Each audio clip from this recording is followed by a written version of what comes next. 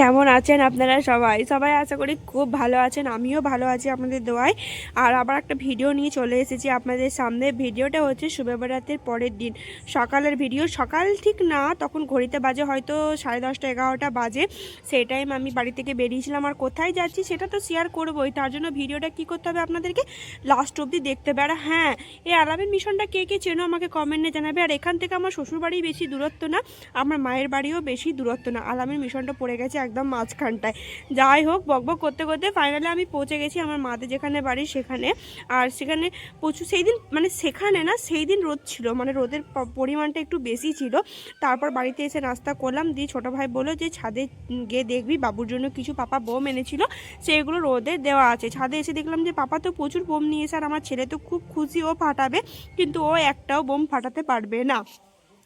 তারপরে ওপরে চাপার টাইম দেখেছিলাম যে মিস্ত্রি লেগেছে, কাজ হচ্ছে, কিন্তু আমি কোনো ভিডিও ক্লিপ নিতে পারিনি। তাই মানে যখন রিটার্ন নামবো নিচে তখন আমি একটু ভিডিও ক্লিপ নিলাম। আর আমি যেহেতু তোমাদের সাথে সবটা শেয়ার করি, কি করি না করি, তাই আমি এটাও তোমাদের সাথে শেয়ার করলাম। আর সেই দিন আমাদের বাড়িতে মিস্ত্রি লেগেছিলো, কাঠের মিস্ত্রি লেগেছিলো, আর প্রচুর খিচিবিচি ছিল। তারপর নিচে নেমে গেলাম, খাওয়া দাওয়া করার পর সন্ধ্যের সময় দেখলাম যে আমার আব্বু গরম গরম পকোড়া রোল নিয়েছে। আর আমার ছেলে কত খুশি পকোড়া দেখে, ও খাচ্ছে, ওটা আমাকে দেখাচ্ছে। আর তার সাথে আমি করে নিয়েছিলাম দুধের চা, তাও আবার আদা এলাচ এগুলো দিয়ে, সত্যি খুব ভালো লাগছিল।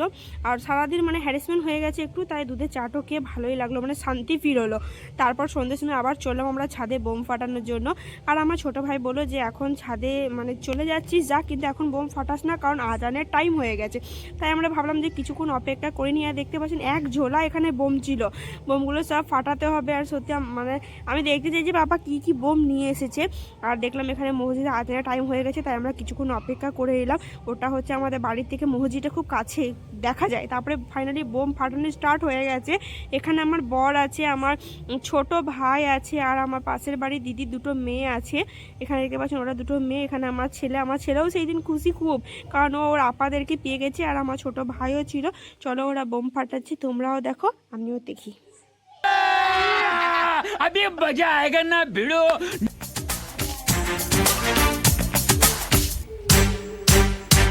ये शाम का दिलकश मंजर, ये साहिल और समंदर, कहते हैं आप न जाए, हम पर ये करम फरमाए। ये शाम का दिलकश मंजर, ये साहिल और समंदर, कहते हैं आप न जाए, हम पर ये करम। আর হ্যাঁ, বাবু কি বোম ফাটাবে, ওরা শালা ভাই সব বোম ফাটিয়ে দিল। কীরকম মানে কম্পিটিশন চলছে, ও একবার বোম ফাটাচ্ছে, ও একবার বোম ফাটাচ্ছে, মানে কে কোনটা ফাটাবে নিজেরাই বুঝতে পারছে না। আমি ভাবলাম যে বাবুর জন্য কিছু রাখা হবে, হ্যাঁ সেরকম কিছু না, বাবুর জন্য রেখেছিল কিছু ছুরি রেখে দিয়েছিল, সেগুলো আমি নিচে গিয়ে ফাটাবো, সেটাও আমি তোমাদের সাথে শেয়ার করব। আর দেখো এখনও এতটা বোম আছে, আর আমি বললাম যে ওগুলো মানে আগুনটা একটু দূরে লাগানোই ভালো, যদি বা লেগে যায় কোনো রকম মানে ঝোলাটাতে, তাহলে পুরো সব বোমগুলো ফেটে যাবে, আর আগুন লেগে যাওয়ারও চান্স থাকতে পারে। তার জন্য আমি বরকে বারবার বলছি, তো বর সেই টাইম তো বর শুনবেই না।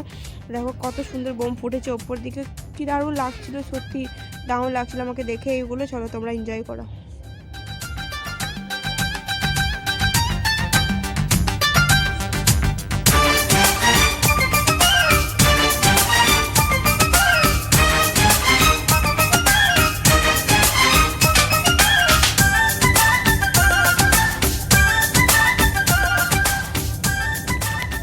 আর হ্যাঁ, আমি শোয়ে বেড়াতের ভিডিওগুলো এতদিন পর তোমাদের সাথে শেয়ার করছি, তার জন্য আমি ক্ষমা চেয়ে নিচ্ছি সবারই কাছ থেকে। কারণ হচ্ছে যে আমার মানে শরীর অসুস্থ ছিল, আমি সব ভিডিওতে বলেছি, এটাতেও বলছি, তার জন্য আমি ভয়েস দিতে পারিনি, আর আমার ভিডিওগুলো পোস্ট করতে দেরি হয়ে গেছে, কেউ কিছু মনে করবে না। আর আমাদের বাড়ি থেকে দেখতে পাচ্ছেন তো কষ্ট, মানে সোজাসুজি একদম মসজিদটা বোঝাই যায়। তাই মানে আজানের পর নামাজের পর বোম ফাটাতে স্টার্ট করেছিল বর্মশাই, আর আমার ভাই, ছোট ভাই, লিজা সবাই ছিল। এরা এই বোমগুলো ওপরে ফাটা হয়ে যাবে, তারপরে আমরা নিচে চলে যাব, নিচে গিয়ে আবার তোমার বাবু যে ছোটো মানে ছোটো ছোটো ছুরি আছে ওইগুলো ফাটাবে। চলো তোমরা দেখো, আমি আবার আসছি তোমাদের সাথে। सारे बरस बरसे वो पागल, हे सुनिए तो रुकिए तो, क्यों है खफा, अरे कहिए तो, ऐसी क्या जल्दी जाने की, दीवाना हूँ सुनिए दीवाने की, हे सुनिए तो रुकिए तो, हाँ क्यों है खफा, अरे कहिए तो, ऐसी क्या जल्दी जाने की, दीवाना हो माना, सुनिए दीवाने की। ओ ओ ओ ओ ओ ओ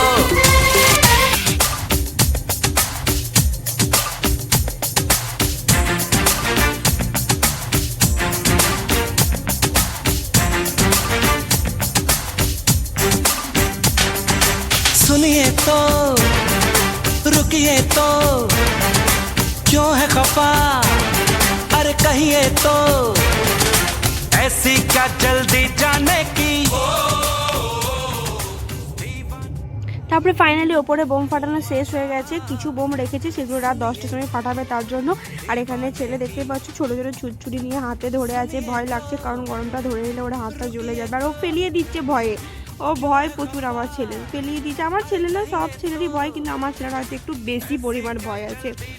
ও আমার বোম ফাটাচ্ছে, ওকে কী যে ভালো লাগছে ওই জানে। ওর সাথে সাথে আমিও এখানে তালে তাল দিচ্ছি, আমার তো আর কোনো উপায় নেই না দিলে, কারণ আমাকে দেখতে হচ্ছে। আর ওর পাপা এই ভিডিও ক্লিপগুলো নিয়েছে। আর হ্যাঁ, ছোটোতে কে কে এই সাপগুলো মানে জ্বালিয়েছো বলো তো? আমি তো খুব জ্বালিয়েছি এই সাপগুলো, আমাকে তো খুব ভালো লাগতো। ভাবতাম যে সাপ বেরোচ্ছে মাটি থেকে, তখন এতটা বুদ্ধি ছিল না যে ওই একটা ট্যাবলেটের মতো ওটা দিয়ে এত বড় সাপ হয়, অতটা বুদ্ধি ছিল না। তারপরে এ করতে করতে খাওয়া দাওয়া করার পর রাত্রে বেজে গেছিলো তোমার 10টা 45 মতো হয়ে গেছে, দেখতেই পাচ্ছ ঘড়িতে। তখন আবার চলে এসেছে আমরা ছাদে বোম ফাটানোর জন্য। এরকম বোমগুলো রেখেছিলো, ওয়াও কি দারুণ লাগছে সত্যি। রাতে এগুলো ফাটানো হয়ে গেলো, আমি ভাবছি আর না, এবার আমি পালাই। আর সত্যি কী দারুণ লাগছিলো ওপরে যখন বোমগুলো ফাটছিল, মানে দারুণ অসাম লাগছিল, অসাম। তারপর বোম ফাটানো হয়ে গেল, এবার চললাম আমরা নিচে গিয়ে এবার মানে ঘুমাতে হবে। খাওয়া দাওয়া অনেক আগে আমাদের কমপ্লিট হয়ে গেছে ফাইনালি। এবার নিচে গিয়ে আমরা চুপচাপ ঘুমাবো, তাছাড়া আর কোনো উপায় নেই। রাতে দেখলাম মিস্ত্রি তখন লাগেনি, একটু ভালোই লাগছিলো দেখতে, কারণ মানে মিস্ত্রি কাজ ছিল তাই সব কিছু নিচে রাখা ছিল। আজ অব্দি এতটাই, ব্লগটা এখানেই শেষ করলাম।